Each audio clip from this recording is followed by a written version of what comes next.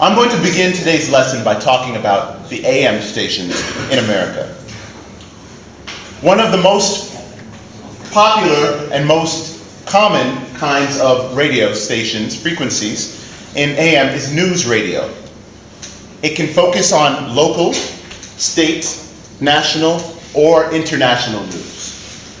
If we were listening to a news broadcast here, and it was talking about local news, what would it talk about? What area? What does local mean?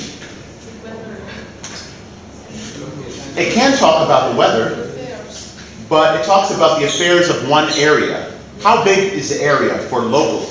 The city. Very good. So in this case, we listen to local radio, it would talk about the city of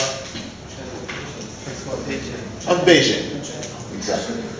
Now, in America we have states. In China, we have provinces. So if we listen to provincial radio, it would speak about the province of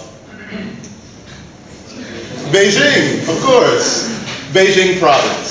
So it would talk about anything that happens in the province of Beijing, including the city of Beijing. National news here would talk about national, and we are in the nation of China. And finally, international news will talk about the whole world, of course. AM radio often gives details of the weather and traffic in the area. So how about the traffic in this area, Beijing? So many bicycles. So many bicycles. And what's that? On campus, the traffic is always very thick. There's so many people riding their bicycles. How about on the roads, on the highways? So many cars. I thought the traffic in my city was terrible. When I saw the traffic coming from the airport to Tsinghua University, oh my goodness. Oh my goodness. So many cars.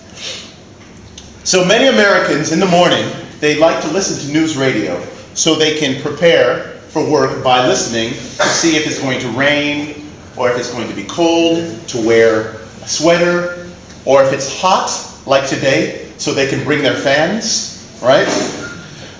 And also they enjoy listening to the traffic so they know maybe they should ride their bicycle. Maybe we should take the train if the roads are too busy. Let's learn some very quick vocabulary words that we hear on news broadcasts very commonly in America. Our first word is tuning in. Please repeat after me. Tuning in. Tuning in. This means to be listening. So if I say, I am tuning in to the rock radio station, this simply means I'm listening to the rock radio station. But we can use this not related to radio also. If, for example, if I'm speaking with somebody and they're on their phone sending a text message, I can say, hey, are you tuning in to me? And they say, yes, yes, yes, I'm listening. Tuning in. Our next term is on the air. Please repeat after me. On the air. On the air. This means you are broadcasting right now. The words you are hearing are being spoken at this very moment. It is not a recording. On the air is the term we use. And we can use this for radio as well as television as well, as long as it's happening right now. This is one of my favorites. This just in. Please repeat after me. This just in. This just in. This means there is brand new information that has come, and we will probably stop reading the information to bring the new information in. So if I'm telling you about something very normal, like the weather in Beijing, oh, it's summer, and the weather is hot. Of course, this is very obvious. But if I hear about a typhoon in another province or in another big city, this is a very important news story. It's very important that we hear this. So I will stop reading about this and say, this just in. In Shanghai, there was a typhoon. Understand? And our last vocabulary word is signing off. Repeat after me. Signing off. Signing off. Signing off is what the broadcaster will say at the end. So this is just another way of saying goodbye. My news report is finished. Does anybody have any questions about any of these vocabulary terms? Does everybody understand? Great. The next thing I want to do is do a little listening exercise. Don't worry, it's going to be very interesting. What we're going to do is listen to a news clip from National Public Radio. This is the radio broadcast that goes all across America. We're going to listen to this news clip very closely. Now, I want to warn you, this news clip is made for native English speakers. So you may have some difficulty understanding some or even most of the words. But this is an exercise. Listening with our ears is a muscle, so we have to exercise our muscles to increase our capabilities, our performance of listening. We're going to listen to this news clip, and then we will talk about it afterwards. It's less than a minute, so let's listen. Get an Amtrak train.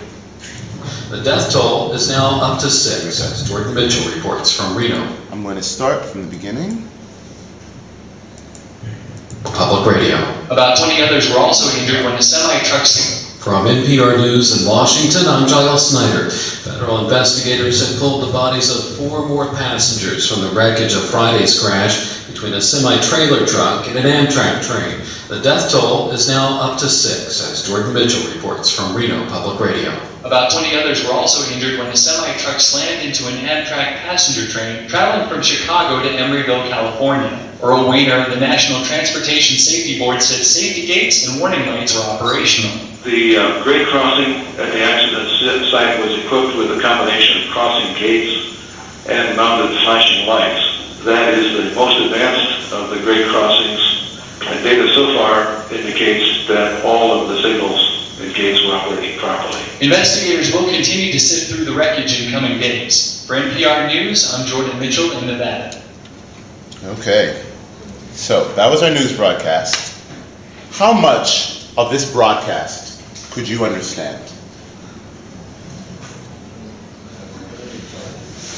So I see some people shaking their heads like, maybe not much. Could any of you understand some of it? Okay. Could you understand maybe 30% of it? See some. Oh, okay. A few people could understand 30%. How about 20%? 10%? That's fine. To be honest, for the average for most classes, on the first listen, most classes said between 5 and 10% was how much they could understand. So many of you have a good understanding of this. So, how would you describe the speaker's voice in this news clip? Serious. One more time? Serious. Sound very serious. Is a news broadcaster, so in America, often they sound very serious. It's a very good point. Any other word? How about the way that the person spoke? The speed. Did you find this speaker to be at a slow pace, normal pace, or fast? Fast. Most of you, I would agree, would say that this is fast. Even for native speakers, we would say that this is a fast way of speaking, because the news broadcasters have to deliver a lot of news in a very short period of time, so they need to speak very quickly. We're going to listen to this clip again, and we're going to try to listen again even closer. And remember, there are actually 3 different speakers in this clip. So let's try again.